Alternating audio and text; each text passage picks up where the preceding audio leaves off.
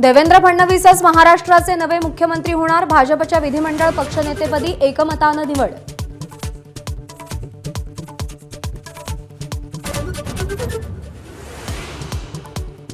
जनादेशाचा आनंद पण जबाबदारी वाढली। विधिमंडळ पक्षनेतेपदी निवड झाल्यावर फडणवीसांचं वक्तव्य। महाराष्ट्राला अव्वल राज्य करण्याचा निर्धारही व्यक्त।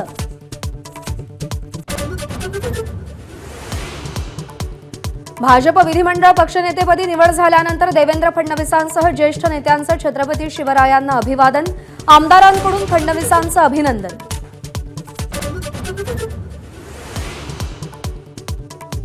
एकनाथ शिंदे उपमुख्यमंत्री व्हावेत अशी आमच्या सगळ्यांची इच्छा। उदय सामंत यांचं वक्तव्य।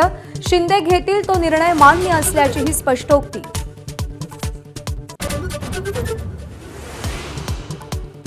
देवेंद्र फडणवीस, एकनाथ शिंदे आणि अजित पवार यांची थोड्याच वेळात वर्षावर बैठक। पुढची प्रक्रिया आणि मंत्रिपदांसंदर्भात चर्चा करणार।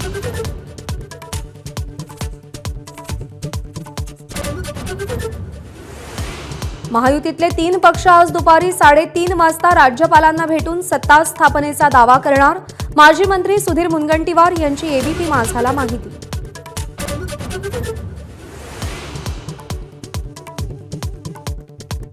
देवेंद्र फडणवीसांची भाजपच्या विधिमंडळ पक्षनेतेपदी निवड झाल्यानंतर राज्यात कार्यकर्त्यांचा जल्लोष। घोषणाबाजी, फटाक्यांची आतिषबाजी आणि मिठाईचं वाटप।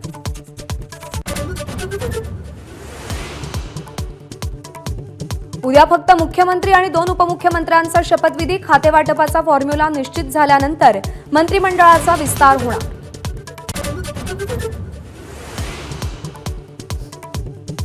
अमित शहांच्या भेटीशिवाय अजित पवार दिल्लीहून मुंबईत परत। प्रदेशाध्यक्ष सुनील तटकरे, पत्नी सुनेत्रा आणि चिरंजीव पार्थही सोबत। राष्ट्रवादीच्या संभाव्य मंत्र्यांच्या यादीवर प्रश्नचिन्ह कायम।